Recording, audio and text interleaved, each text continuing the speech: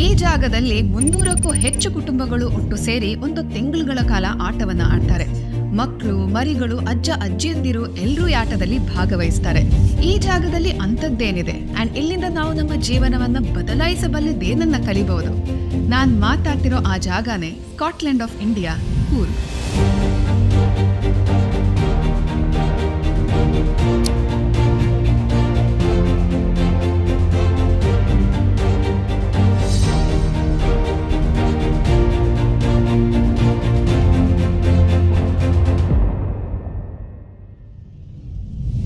ದಕ್ಷಿಣ ಭಾರತದಲ್ಲಿ ಪ್ರಕೃತಿ ಪ್ರಿಯರಿಗೆ ಒಂದು ಜನಪ್ರಿಯ ತಾಣವೆಂದ್ರೆ ಅದು ಕೂರ್ಗ್. ಕೊಡಗು ಅನ್ನೋದು ಈ ಸ್ಥಳದ ಮೂಲ ಹೆಸರು ಅಂಡ್ ಸ್ಥಳೀಯರು ಇಂದಿಗೂ ಇದನ್ನ ಹೀಗೆ ಕರೀತಾರೆ. ಬ್ರಿಟಿಷ್ ವಸಾಹತಿನ ಕಾಲದಲ್ಲಿ ಅವರು ಈ ಜಿಲ್ಲೆಯನ್ನ ಆಳ್ತಿದ್ದಾಗ ಸ್ಥಳೀಯ ಭಾಷೆಯನ್ನು ಸರಿಯಾಗಿ ಉಚ್ಚರಿಸೋಕೆ ಸಾಧ್ಯವಾಗದಿದ್ದ ಕಾರಣ ಇದನ್ನ ಕೂರ್ಗ್ ಅಂತ ಕರೀತಾರೆ.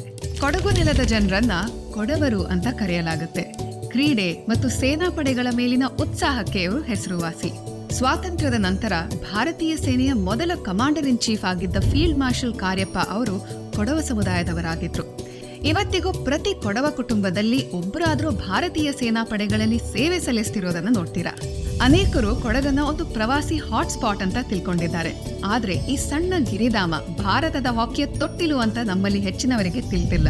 ಇವರಿಗೆ ಹಾಕಿಯ ಮೇಲಿನ ಉತ್ಸಾಹ ಎಷ್ಟು ಪ್ರಬಲವಾಗಿದೆ ಅಂದ್ರೆ ಇದು ಕೊಡವ ಸಂಸ್ಕೃತಿಯ ಒಂದು ಭಾಗವಾಗ್ಬಿಟ್ಟಿದೆ. ಪ್ರತಿಯೊಬ್ಬ ಕೊಡವನು ಒಂದು ಕೈಯಲ್ಲಿ ಗನ್ ಮತ್ತು ಇನ್ನೊಂದು ಕೈಯಲ್ಲಿ ಹಾಕಿ ಸ್ಟಿಕ್ ಹಿಡ್ಕೊಂಡು ಹುಟ್ಟಾನೆ ಅಂತ ಇಲ್ಲಿ ಜನ ಹೇಳ್ತಾರೆ. ನಾನ್ ಕೂಡ ಕೊಡಗಿನವಳು ಅಂತ ನಿಮ್ಮಲ್ಲಿ ಹೆಚ್ಚಿನವರಿಗೆ ಗೊತ್ತಿರ್ಲಿಕ್ಕಿಲ್ಲ. ಚಿಕ್ಕಂದಿನಿಂದಲೇ ನನ್ನ ತಂದೆ ತಾಯಿ ನನಗೆ ಹಾಕಿ ಆಡೋಕೆ ಪ್ರೋತ್ಸಾಹಿಸಿದ್ರು. ಹಾಗೆ ನನ್ನ ಸ್ಕೂಲ್ ಡೇಸ್ ಅಲ್ಲಿ ನಾನು ರಾಜ್ಯ ಮಟ್ಟದ ಹಾಕಿ ಆಟಗಾರ್ತಿಯೂ ಆಗಿದ್ದೆ.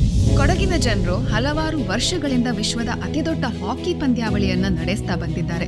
ಕೊಡವ ಹಾಕಿ ಹಬ್ಬವು ಮಾರ್ಚ್ ಮತ್ತು ಏಪ್ರಿಲ್ ನಡುವೆ ಒಂದು ತಿಂಗಳುಗಳ ಕಾಲ ನಡೆಯುವಂತ ಒಂದು ವಿಶಿಷ್ಟ ರೋಮಾಂಚಕ ಹಬ್ಬ.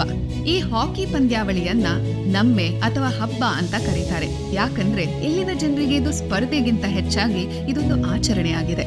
ಈ ಪಂದ್ಯ ವಿಶೇಷ ಯಾಕಂದ್ರೆ ಇದು ಬೇರೆ ಬೇರೆ ಕೊಡವ ಕುಟುಂಬಗಳ ನಡುವೆ ನಡೆಯುತ್ತೆ. ಇದನ್ನ ಚೆನ್ನಾಗಿ ಅರ್ಥ ಮಾಡಿಕೊಳ್ಬೇಕಾದ್ರೆ ಕೊಡವ ಸಮುದಾಯವು 700ಕ್ಕಿಂತ ಹೆಚ್ಚು ಕುಟುಂಬಗಳಲ್ಲಿ ವ್ಯಾಪಕವಾಗಿ ವಿಸ್ತರಿಸಿಕೊಂಡಿದೆ ಮತ್ತು ಪ್ರತಿ ಕುಟುಂಬವು 250ರಿಂದ 300ಕ್ಕಿಂತ ಹೆಚ್ಚು ಸದಸ್ಯರನ್ನ ಹೊಂದಿರುತ್ತೆ. ಕೊಡವರನ್ನು ಗುರುತಿಸೋ ಮೊದಲ ಮಾರ್ಗವೆಂದ್ರೆ ಅದು ಅವರ ಕುಟುಂಬದ ಹೆಸರು.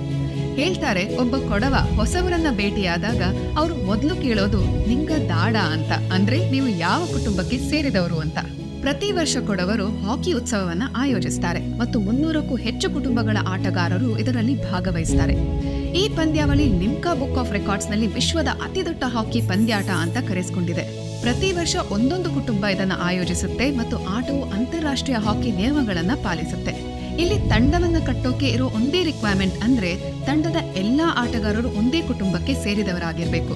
ಅಂಡ್ ಈ ಪಂದ್ಯಗಳ ವಿಶೇಷವೆಂದ್ರೆ ಗಂಡಸರು, ಹೆಂಗಸರು, ಮಕ್ಕಳು ಮತ್ತು ಎಲ್ಲಾ ವಯಸ್ಸಿನವರು ಇಲ್ಲಿ ಭಾಗವಹಿಸಬಹುದು. ಪ್ರತಿ ವರ್ಷ ಹಾಕಿ ಕಾರ್ನಿವಲ್ ಅನ್ನ ಬೇಸಿಗೆ ಸಮಯದಲ್ಲಿ ಆಯೋಜಿಸಲಾಗ್ತದೆ. ಅಂಡ್ ಈ ಸಮಯದಲ್ಲಿ ನೀವು ಕೊಡಗಿಗೆ ಭೇಟಿ ನೀಡಿದ್ರೆ ಎಲ್ಲೆಂದರಲ್ಲಿ ಸಂಭ್ರಮದ ಅಲೆಯನ್ನ ಗಮನಿಸ್ತೀರಾ.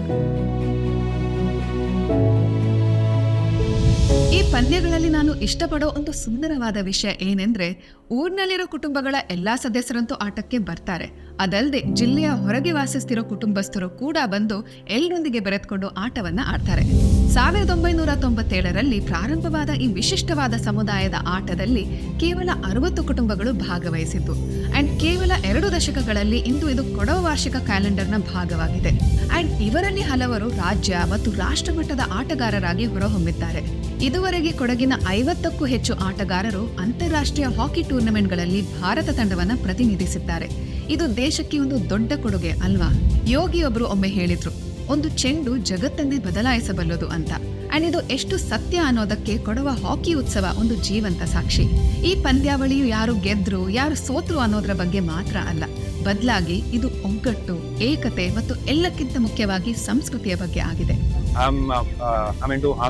Actually, this is an opportunity for me during my leave, and I'm very grateful. ನಾನು ಇಲ್ಲಿ ಬಂದು ಕಲಿಪಕ್ಕೆ ನಾನು ಕಮ್ಯುನಿಕೇಶನ್ ಮಾಡೋದು ಇಂಗ್ಲಿಷ್ ಹಿಂದಿಲಿ ಮಾಡಿನಿಜೆ ನಾನು ಕಲಿಪಕ್ಕೆ ಫಸ್ಟ್ ಟೈಮ್ ನಾನು ಕೊಡಪಕ್ಕೆ ಕಲಿಸಿದ್ದು ತುಂಬಾ ಖುಷಿ ಆಯ್ತು. నాకు ಇಲ್ಲಿ ಬಂದು ಕಲಿಸಿ. So every Kodava basically looks forward to participate as a team.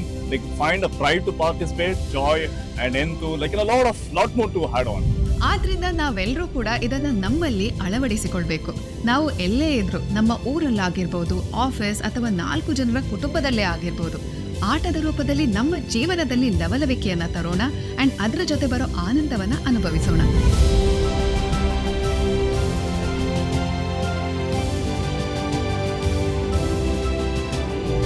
ಹೀಗೆ ನಿಮ್ಮ ಊರಲ್ಲಿ ಆಡುವಂತ ಆಟ ಯಾವ್ದಾದ್ರೂ ಇದೆಯಾ? ಕಾಮೆಂಟ್ಸ್ ಗಳಲ್ಲೇ ತಿಳಿಸಿ. ಈ ವಿಡಿಯೋ ಇಂಗ್ಲಿಷ್ ಚಾನೆಲ್ ಅಲ್ಲೂ ಲಭ್ಯ ಇದೆ. ಇದೇ ರೀತಿಯ ವಿಡಿಯೋಗಳಿಗಾಗಿ ಸಬ್ಸ್ಕ್ರೈಬ್ ಮಾಡಿ ಸೋಷಿಯಲ್ ವಾಣಿ.